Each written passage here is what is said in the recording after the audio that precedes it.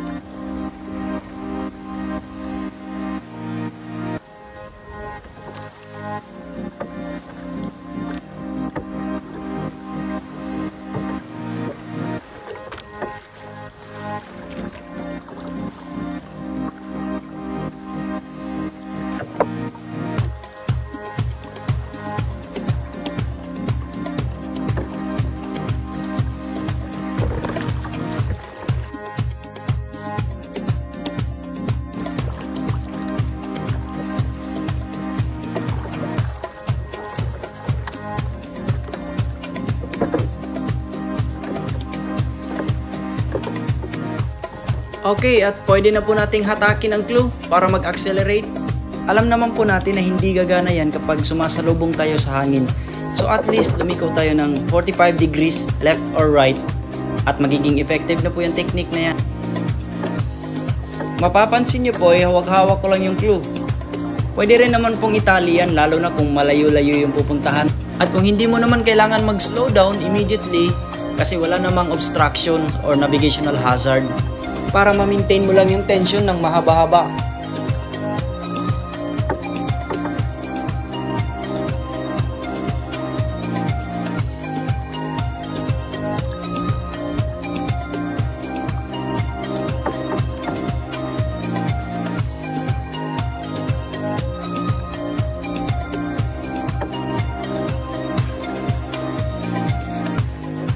Ayan po, at mapapansin nyo, ina-adjust ko po yung tension.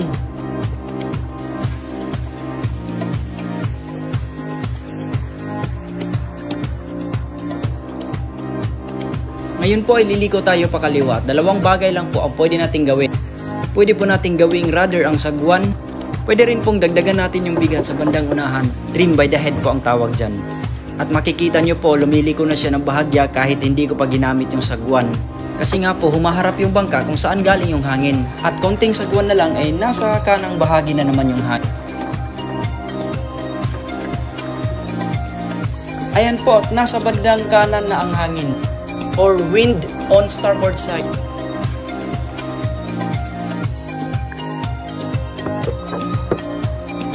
So mag-i-increase na po tayo ng speed. Same procedure pa rin po.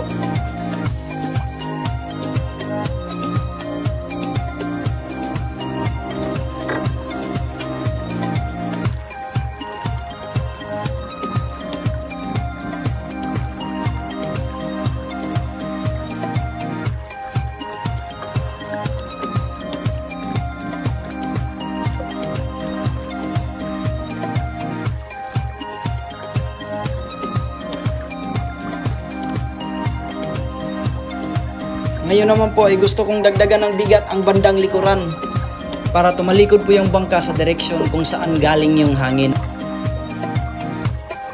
Ayan po, lumiliko na siya pakaliwa kasi po napapadpad siya ng hangin.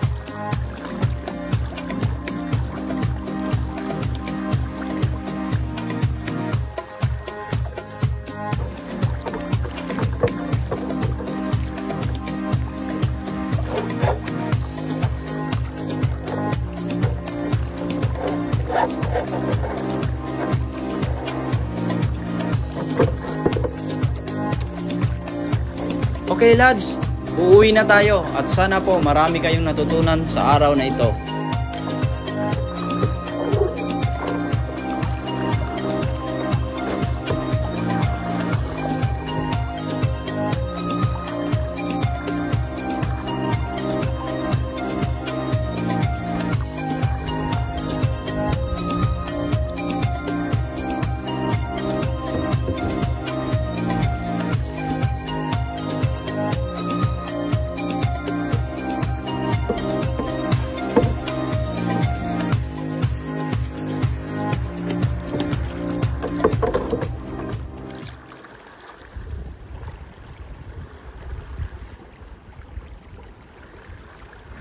Marami pong salamat sa support sa mga viewers po.